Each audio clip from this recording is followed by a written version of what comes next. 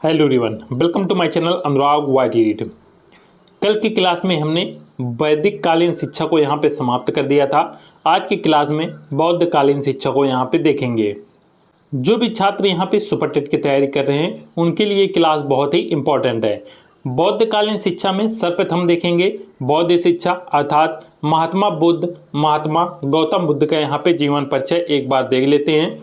बौद्ध धर्म के संस्थापक याद रखिएगा गौतम बुद्ध थे। इनका जन्म 563 ईस्वी पूर्व कपिलवस्तु नेपाल में हुआ था।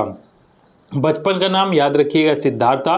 पिता का नाम शुद्धोधन थे जो कि शाक्य क्षत्रिय वंश से संबंधित थे और कपिलवस्तु के ये शासक थे। माता का नाम इनके महामाया था। माता की मृत्यु के बाद इनका पालन पोषण याद रखिएगा इनकी मौसी गौतमी प्रजापति ने किया था और गौतम बुद्ध की ये प्रथम महिला अनुयायी भी थी। इनका विवाह 16 वर्ष की आयु में यशोधरा नामक से हुआ था। याद रखिएगा इनकी पत्नी कौन थी? यशोधरा थी। इनके पुत्र का नाम याद रखिएगा राहुल था और इनकी जो मृत्यु है वो 483 ईस्वी पूर्व कुशीनगर उत्तर प्रदेश में 80 वर्ष के आयु में हुआ था और इनकी जो मृत्यु की यहाँ पे घटना थी उसे महापरिनिर्वाण भी कहा जाता था। नेक्स्ट है बुद्ध के जीवन की प्रमुख घटनाएं। सर्वप्रथम इन्होंने हृदय परिवर्तन इनका कैसा हुआ तो इन्होंने 4 दृश्य देखे थे। सिद्धार्थ जब सैर पर निकले तो 4 दृश्यों ने उन्हें सन्यासी बनने के लिए प्रेरित किया। सबसे पहला यहाँ पे था बीमार व्यक्ति यहाँ पे देखा, उसके बाद एक बूढ़ा व्यक्ति, मृतक व्यक्ति और चौथा था यहाँ पे सन्यासी। ये 4 दृश्य यहाँ पे देखे थे। नेक्स्ट है महाविनिष्क्रमण। जब इन्होंने गृह को त्याग दिया अर्थात घर को छोड़ दिया था तो वो घटना याद रखिएगा महाविनिष्क्रमण कहलाई थी और इन्होंने गृह त्याग 29 वर्ष की आयु में सत्य की खोज के लिए कर दिया था। तथा ज्ञान प्राप्ति कब हुई तो ज्ञान की प्राप्ति याद रखिएगा बोधगया बिहार में हुई थी। नदी निरंजना नदी के किनारे पीपल वृक्ष के नीचे ये बैठे हुए थे और दिन था वैशाख पूर्णिमा की रात थी और 35 वर्ष की आयु में इन्होंने ज्ञान की प्राप्ति की। याद रखिएगा 29 वर्ष की आयु में इन्होंने गृह त्याग कर दिया और ये घटना महाविनिष्क्रमण कहलाई और 35 वर्ष की आयु में ज्ञान की प्राप्ति हुई और ज्ञान प्राप्ति की घटना जो थी वो याद रखिएगा क्या कहलाई थी? संबोधि कहलाई थी। ये भी इम्पोर्टेंट है। उपदेश यहाँ पे याद रखिएगा प्रथम उपदेश इन्होंने सारनाथ में दिए थे तथा सारनाथ कहाँ पे स्थित है तो ये ऋषिपत्तनम बनारस उत्तर प्रदेश में स्थित है। भाषा कैसी थी तो पाली भाषा में ये उपदेश दिया था और सर्वाधिक जो उपदेश हैं वो श्रावस्ती में इन्होंने दिए हैं। प्रथम जो गुरु थे इनके अलाराम थे जो कि सांख्य दर्शन की शिक्षा इनसे इन्होंने ली थी। नेक्स्ट है बौद्ध धर्म के सिद्धांत के 4 आर्य सत्य इन्होंने बताए। ये थे दुख, संसार दुखमय है और संसार में दुख ही दुख है। दूसरा था दुख समुदाय अर्थात दुख का कारण। तीसरा था दुख निरोध, दुख को दूर करने के उपाय भी हैं और चौथा था दुख निरोध मार्ग, दुखों को दूर करने के लिए इन्होंने अष्टांगिक मार्ग बताए। बौद्ध का सबसे पवित्र त्यौहार याद रखिएगा वैशाख पूर्णिमा होता है। इसी दिन भगवान बुद्ध का जन्म हुआ था और ज्ञान की प्राप्ति हुई और मृत्यु भी इनका वैशाख पूर्णिमा के दिन ही हुआ था। नेक्स्ट है बौद्ध धर्म के अष्टांगिक मार्ग इन्होंने बताए थे। ये 8 मार्ग थे अष्टांगिक मार्ग। पहला था सम्यक दृष्टि, अच्छी सही दृष्टि रखें। सम्यक वाणी, अच्छी वाणी, सत्य और मृदु वाणी का उपयोग करें। तीसरा था सम्यक संकल्प, अच्छे निर्णय और विचार लें। सम्यक कर्म, सत्कर्म अर्थात अच्छे कार्य करें। सम्यक आजीव, जीविका अर्जन का सही प्रयास करें। सम्यक व्यायाम, अच्छे कार्यों के लिए निरंतर प्रयास करते रहें। सम्यक स्मृति, मस्तिष्क में अच्छे विचारों को रखें। सम्यक समाधि, एकाग्रता और ध्यान यहाँ पे लगाना बहुत ही इंपॉर्टेंट है। ये यहाँ पे अष्टांगिक मार्ग थे। नेक्स्ट है बौद्ध धर्म के त्रिरत्न। याद रखिएगा बौद्ध धर्म के जो त्रिरत्न थे वो थे यहाँ पे बुद्ध, धम्म और संघ। बौद्ध धर्म के त्रिपिटक के 3 प्रमुख ग्रंथ याद रखिएगा सुत्त पिटक, विनय पिटक, अधिधम्म पिटक। ये बौद्ध धर्म से संबंधित है। बौद्ध धर्म की 2 शाखाएं बुद्ध के निर्वाण के बाद विभाजन हुआ, हीनयान और महायान। जो हीनयान के लोग थे वो बुद्ध के मूल उपदेशों को स्वीकार करते थे और महायान जो समर्पित थे वो मूर्ति पूजा का प्रचलन शुरू किया। जिस पीपल के वृक्ष के नीचे बुद्ध को ज्ञान प्राप्त हुआ था उसे राजा शशांक ने कटवा दिया था क्योंकि बुद्ध के अनुयायी बढ़ रहे थे। तो गौतम बुद्ध को जिस वृक्ष के नीचे ज्ञान प्राप्त हुआ उसको किसने कटवाया? राजा शशांक ने यहाँ पे कटवाया था। नेक्स्ट यहाँ पे आप देखेंगे बौद्धकालीन शिक्षा प्रणाली कैसे विकसित हुई। 500 ईसा पूर्व से 1200 ईसा पूर्व तक ये बौद्धकालीन शिक्षा यहाँ पे प्रचलित रही। शिक्षा का जो केंद्र था वो मठ था, याद रखिएगा, मठ और विहार थे।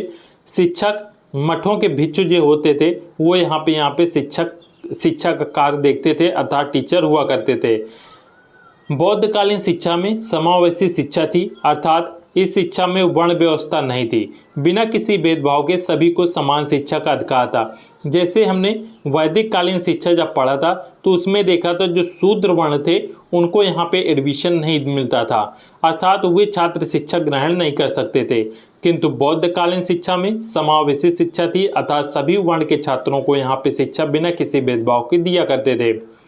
अपवाद यहाँ पे चंडालों और शारीरिक रूप से दोष युक्त व्यक्तियों को शिक्षा से वंचित रखा गया, अर्थात जो चंडाल थे और शारीरिक रूप से दोष युक्त अर्थात जो विकलांग लोग थे उनको यहाँ पे शिक्षा से वंचित रखा गया था। शिक्षा की भाषा पाली एवं प्राकृत भाषा में थी। शिक्षण की विधियाँ प्रश्नोत्तर विधि, वाद विवाद विधि और देशाटन विधि अर्थात ट्रेवल टूर यहाँ पे करवाया करते थे।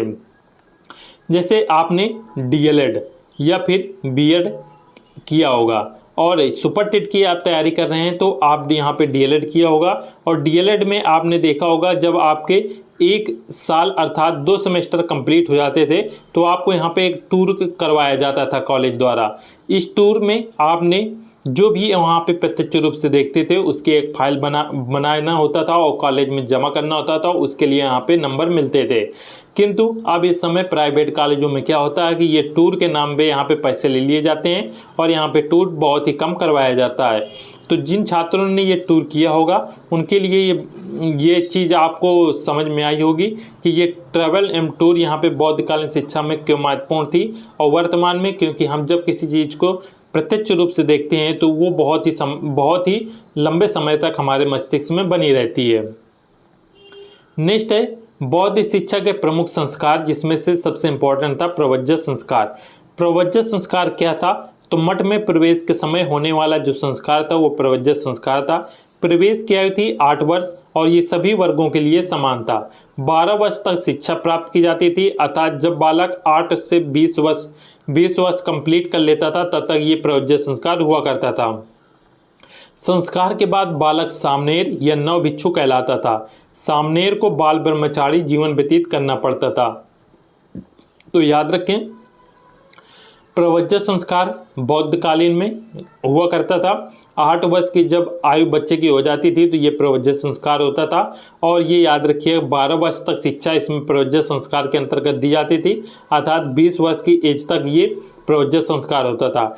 इस संस्कार के बाद बच्चा यहाँ पे सामनेर कहलाता था।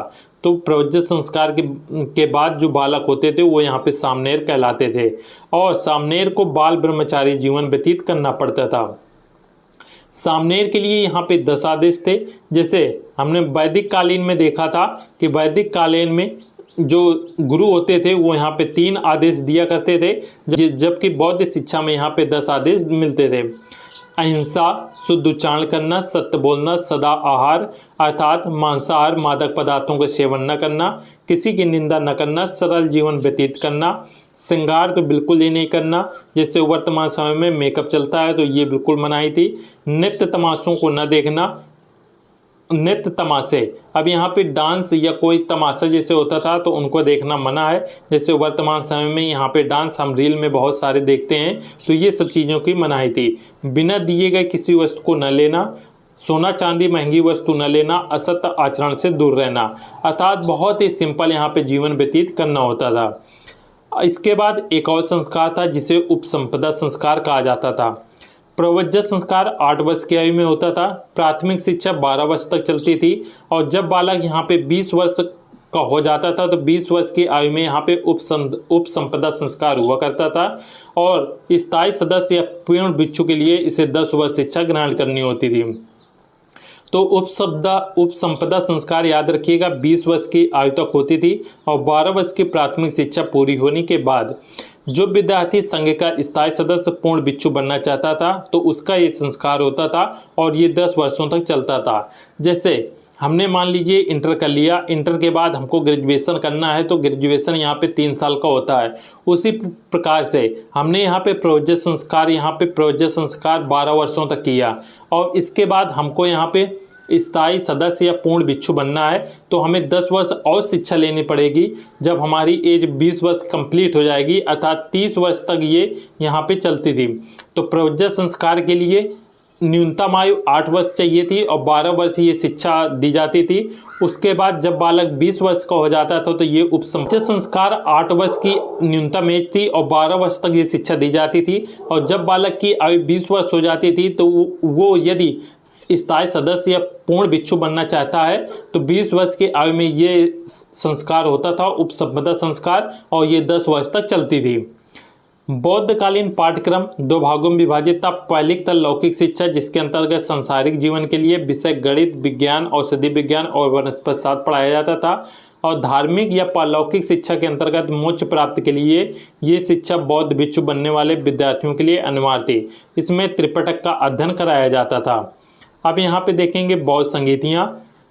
प्रथम जो बौद्ध संगीत थी 483 ईस्वी पूर्व राजगृह बिहार में हुई थी। अध्यक्ष महाकश्यप थे और शासनकाल अजातशत्रु के समय में। द्वितीय बौद्ध संगीत 383 ईस्वी पूर्व में वैशाली बिहार में हुई थी और इसके अध्यक्ष सबाकामी थे और शासनकाल था कालाशोक का। तृतीय बौद्ध संगीत 250 कहीं पे लिखा मिलेगा, कहीं पे 255 पाटलिपुत्र बिहार में हुई थी। मोगली पुत्र तिस इसके अध्यक्ष थे और यह अशोक के शासनकाल में हुई थी। चतुर्थ बौद्ध संगीत 1ली ईस्वी में हुई थी, कुंडलवन कश्मीर में। अध्यक्ष थे वसुमित्र और ये कनिष्क के शासनकाल में हुई थी।